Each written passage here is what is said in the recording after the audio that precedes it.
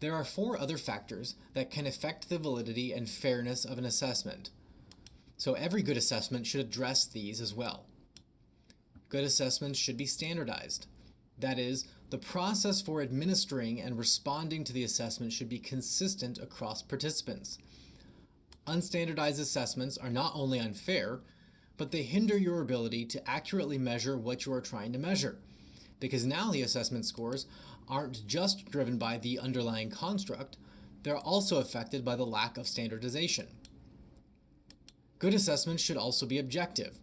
There shouldn't be any human biases coming to bear in terms of how assessments are scored.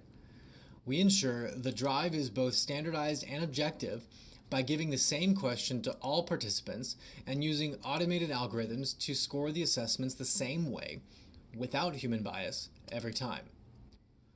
Norming is important too, because much of what we care about in things like psychological assessments are context dependent. Being in the 86th percentile in assertiveness, for example, might be a good thing if you're in a leadership position and the norm group is the general population.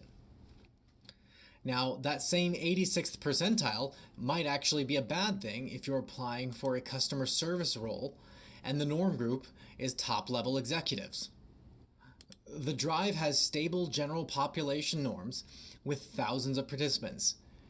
And so, for example, it is easy to see that someone who scores in the 95th percentile on creativity tends to be more innovative and think of more and more unique ideas than someone who scores in the 20th percentile. Finally, reliability is critical. Reliability indicates how stable and consistent scores in the assessment are. If, in reality, I'm 64th percentile on collaboration, the assessment shouldn't tell me that I'm 82nd percentile one time and 47th percentile another.